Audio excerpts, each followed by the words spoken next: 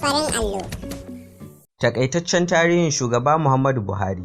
An haifi shugaba Muhammadu Buhari ranar Alhamis, 17 ga watan Disamban shekara 1942 a garin Dauran jihar Katsina.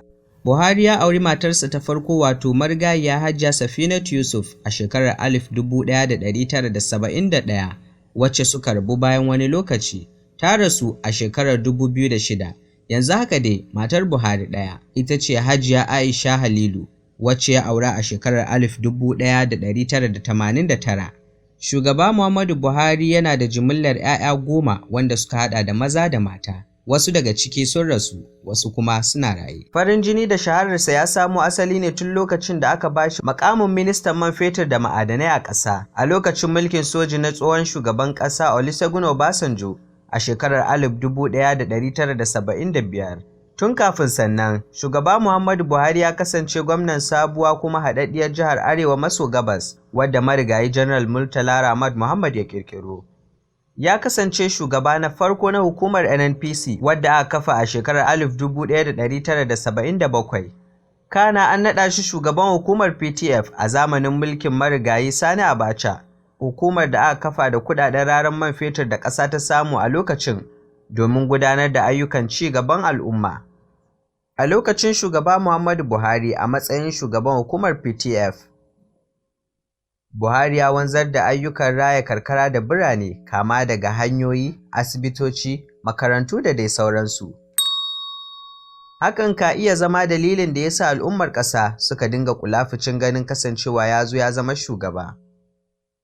Sau 3 yana tsayawa takara, wato a shekarar 2003, 2007 da 2011.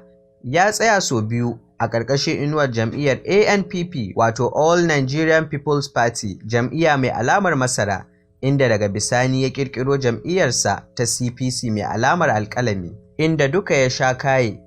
Rashin nasara bai taɓa sauya tunaninsa na siyasa ba, wanda hakan ya sanya suka ƙirƙiro haɗaɗɗiyar jam'iyyar Maja wato APC.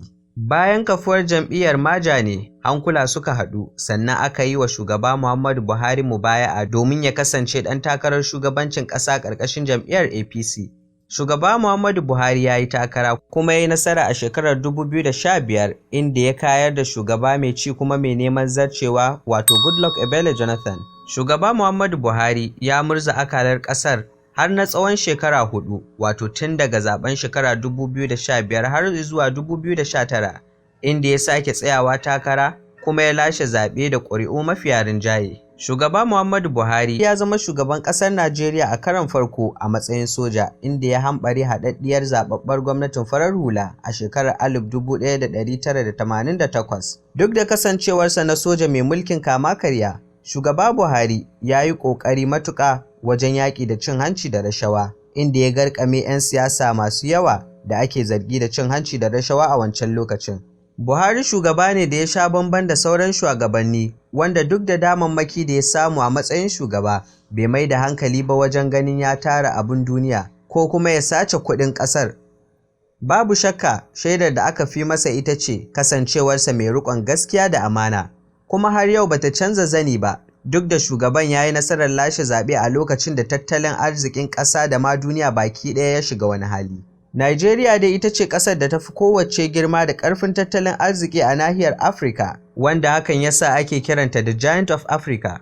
Babu shakka, shugaba Muhammadu Buhari ya yi kuma yana ƙoƙarin sauke nauyin da Allah ya ɗora masa, amma za mu iya cewa ganin gazawarsa da wasu suke baya rasa nasaba da jarabawa ce Ubangiji ya yi mana ta hanyar barinmu da halinmu, sannan Buharin da muka dinga tunanin shine zai gyara mana komai. Ko ma dai menene, muna roƙon Allah ya zaɓa mana shugabanni na gari ya kuma kawo mana ci gaba da zaman lafiya mai ɗorewa a ƙasarmu baki ɗaya.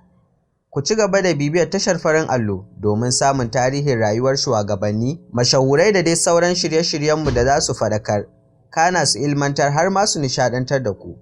Kar a manta, a danna mana subscribe, like sannan a yi commenting. Mun gode. Farin allo.